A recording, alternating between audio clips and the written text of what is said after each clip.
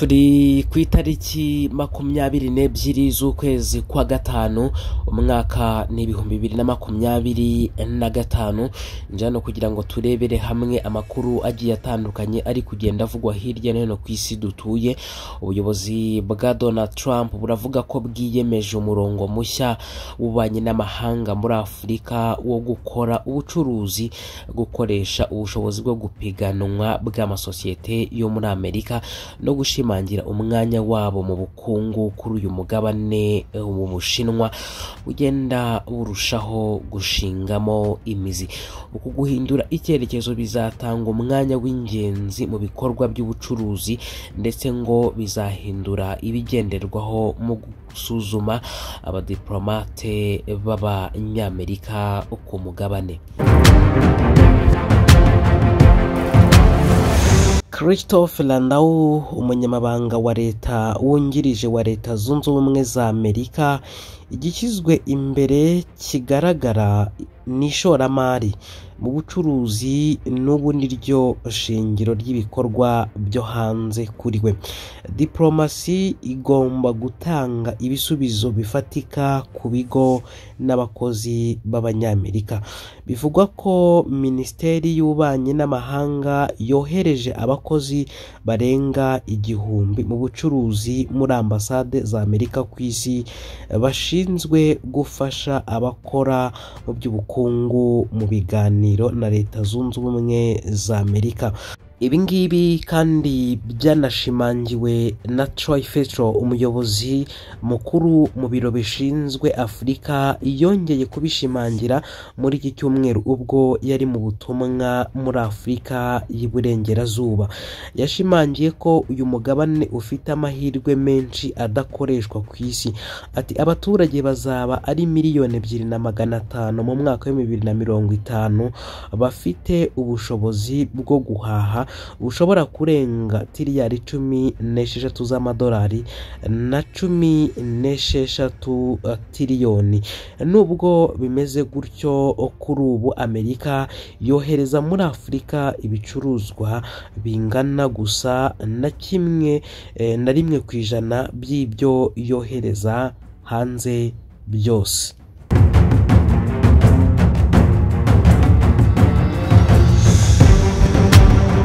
Ngo igihe kirageze rero ngo bahindura ibintu nk'uko iyi nkuru dukesha RFI ikomeza ivuga ko Troy Fetro agira ati ntitukibona Afurika nk'umugabane ugomba gufashwa, ahubwo nk'umufatanyabikorwa wuzuye.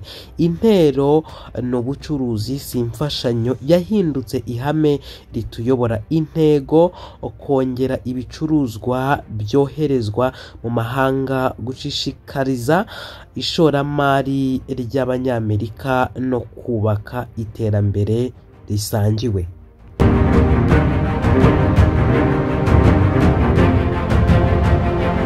Troy Fetro kandi akomeza avuga ko muri urwo rwego abambasaderi bazajya bahitwamo hagendewe ku bushobozi bwabo bwo gufasha ibigo by'Abanyamerika no kurangiza amasezerano.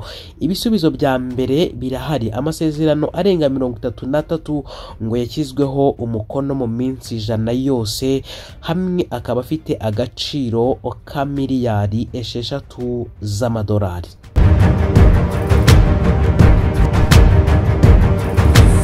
Inama hagati ya Leta Zunze Ubumwe za Amerika na Afurika ubisigaye yitwa The US Africa Business Summit iteganijwe mu kwezi gutaha igomba kwemeza uyu murongo kandi igafungura igika gishya cy'ubufatanye mu bukungu n'abayobozi b'umugabane wa Afurika.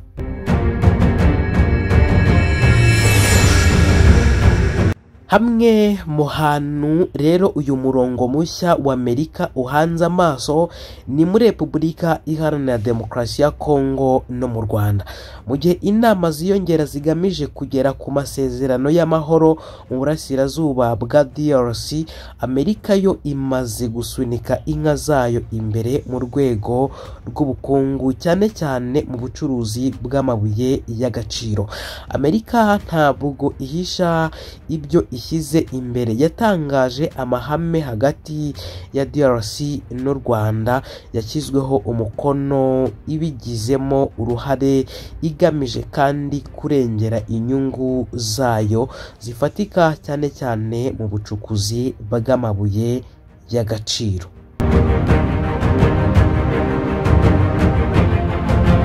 Nyuma y'iminsi itarenga 20 nyuma y'aya masezerano, Kim Harrington, umunyamabanga wungirije w'agateganyo mu biro bishinzwe ingufu muri Minisiteri y'Ububanyi n'Amahanga ya Leta Zunze Ubumwe za Amerika, yitabiriye ku itariki ya 13 Gicurasi isinywa ry'amasezerano y'imikoranire hagati ya sosiyete icukura amabuye y'agaciro ya Trinity Metals, imwe mu ziyoboye mu Rwanda mu bucukuzi bwa tungsten na tetarum na tin, ndetse n'abafatanyabikorwa b'Abanyamerika.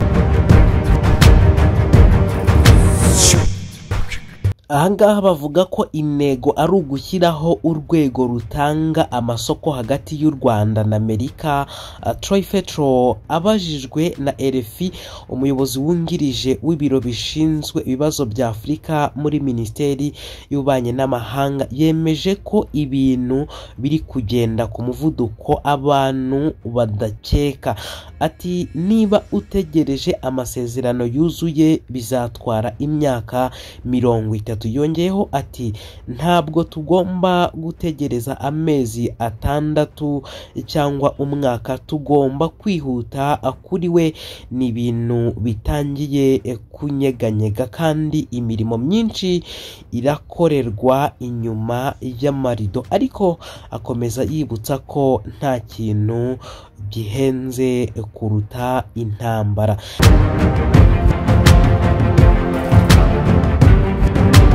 Ahangaha kandi icyo wamenya nuko Troy Fetro yahise ahamagarira DRC n'u Rwanda guha amahirwe ubukungu n'ubucuruzi mu karere vuba bishoboka.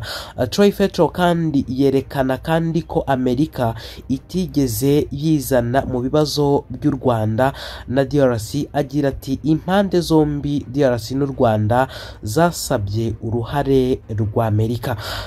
Ikigaragara kuri ubu nk'uko iyi nkuru isoza ivuga, u Rwanda rumaze kugira inganda zitunganya amabuye nka tini, tantarumu ndetse na zahabu, bituma rukomeza kugira ijambo mu mishyikirano muri DRC. Ariko iri terambere ry'u Rwanda riteje impungenge muri guverinoma ya Kongo. Bivugwa ko amajwi amwe asaba ko impuguke zibimenyereye zagira uruhare mu biganiro bijyanye n'ubucuruzi guhera kuri iki cyiciro, hagamijwe gukumira ko inyungu z'igihugu zazashyirwa ku ruhande mu gushyira mu bikorwa amasezerano.